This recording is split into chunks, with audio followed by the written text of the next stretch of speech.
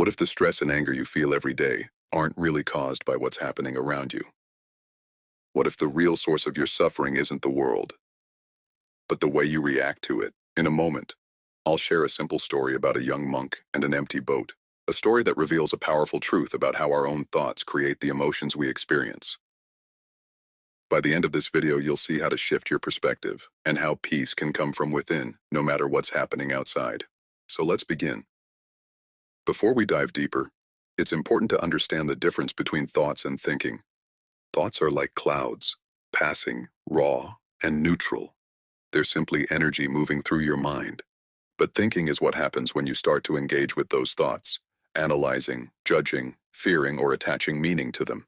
For example, you might notice a thought like, "I'm not good enough." That's a neutral thought passing by like a cloud. But when you start thinking about it, "I always mess up. I'll never succeed." That's when the energy becomes heavy and draining. Over time, this thinking drains your energy and creates suffering. Thoughts create. Thinking destroys. If you learn to observe thoughts without attaching to them, you can stop feeding negative loops and begin to free your mind. Now that we understand how thoughts and thinking shape our experience, let's explore a simple metaphor that brings this to life. Imagine yourself sitting in a bustling coffee shop. The aroma of freshly brewed coffee fills the air, people chat softly, and sunlight streams through the windows. Inside, your mind races with worries about your job, your future, or how behind you feel. Thoughts swirl. "I'm so behind. Everyone else has it figured out. What am I even doing with my life?" Meanwhile, the person sitting next to you is calm, smiling gently, fully present, perhaps savoring their drink or peacefully watching the world go by. You both share the same physical space, the same sounds, smells, and sights, but your experience couldn't be more different. This shows us an essential truth that we don't feel the world directly, we feel our thinking about the world. Your reality is shaped by your mind's story, and by changing your thoughts, you change your experience. So what does this mean when life feels overwhelming or stressful? Let's take a closer look. Picture this. You hate your job. It stresses you out every day. Just thinking about it fills you with anxiety and frustration. Now imagine you're sitting on the couch watching a comedy with your family. Everyone's laughing and relaxed. You should feel the same, right? But inside, your mind is stuck replaying the stressful job story. You feel trapped. Your body is safe. The room is peaceful, but your mind is elsewhere. This shows a vital truth. Suffering doesn't come from external events. It comes from how you interpret and think about those events. Two people can be in the exact same job, one miserable, the other thriving. The difference? Their thinking. If suffering is created by thought, then peace can be created by changing thought. This awareness opens a new possibility. Let's pause and explore how to create that shift.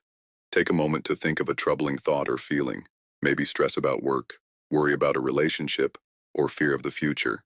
Now ask yourself, who would I be without this thought? Don't rush it. Let the answer come from within. Without that thought, would you feel lighter, more peaceful, more free? Most of us live fully inside our thoughts, forgetting there's a version of ourselves beyond them. Separating from the story your mind tells creates space for calm, clarity, and peace. This simple shift in awareness is like stepping back from a painting to see the whole picture. Once you realize you're not your thoughts, that they come and go, your perception of reality changes from the inside out. To bring this teaching to life, let me share a powerful story. The story of a young monk and an empty boat. A young monk lived in a quiet monastery nestled in a forest near a peaceful lake. Each day he practiced meditation alongside his fellow monks, striving to calm his restless mind. But the world around him never seemed to cooperate. Whenever he closed his eyes to meditate, footsteps echoed nearby, a cat brushed past him, branches rustled with the wind, and birdsong filled the air. Each distraction felt like a tiny jab. And with every interruption, his frustration grew deeper, boiling into anger. One day, overwhelmed, the young monk confided in his teacher, "I cannot find peace. Every little noise pulls me away, and I become angry." The teacher smiled gently and asked, "Do you know what is truly making you angry?" The monk thought deeply but had no answer. Determined, he decided to find a place without distractions. Near the lake, he spotted a small wooden boat tied to the dock. He took it out to the middle of the calm water, far from the noise of the monastery and the forest. There, surrounded only by the vast blue sky and gentle ripples, he felt a rare sense of stillness. For days, he returned to that boat, meditating peacefully, his anger dissolving like morning mist. But one afternoon, as he sat in quiet meditation, a sudden splash disturbed the water beside him. Opening his eyes, he saw another boat drifting toward his own. Alarmed, he shouted, "Steer away! You will collide with me!" But the other boat kept drifting closer, bumping into his. His anger flared once again. Jumping up, ready to confront whoever was there, he was stunned to find the boat completely empty. No one to blame, no one to confront. The stillness returned as he realized it wasn't the boat that caused his anger. It was his reaction to it. His thinking, the assumption that someone was responsible, had created the disturbance inside him. From that moment on, the young monk began to see the world differently.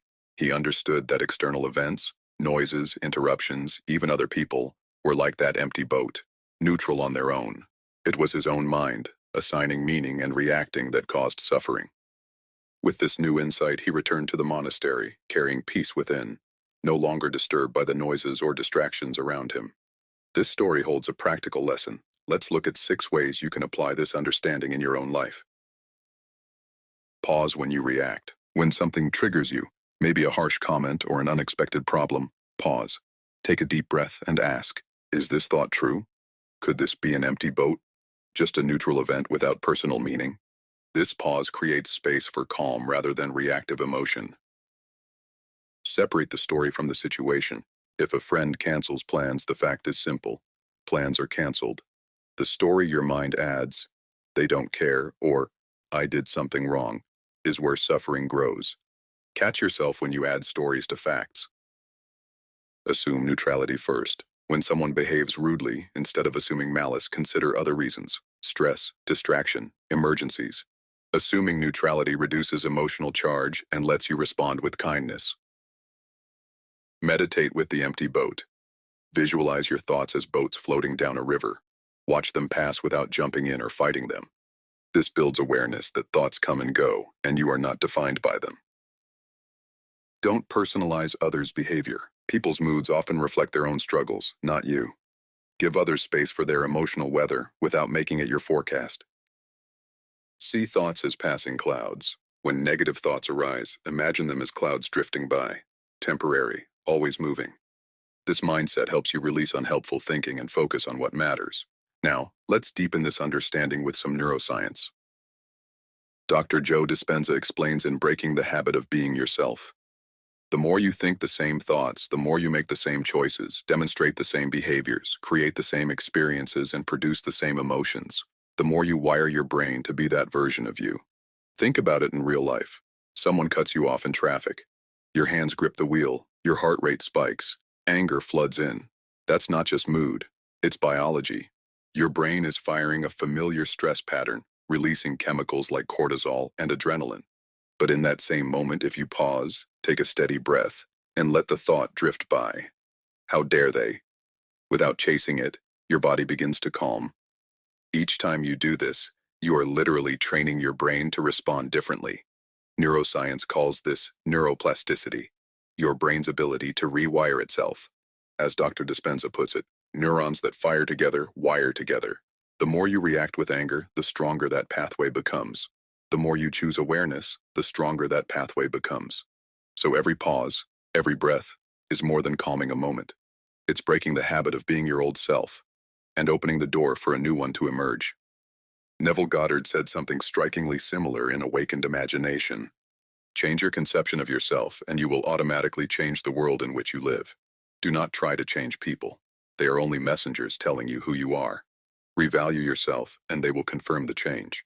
When you stop reacting to old thoughts, whether it's anger, fear, or self-doubt, you are no longer reinforcing the old conception of yourself.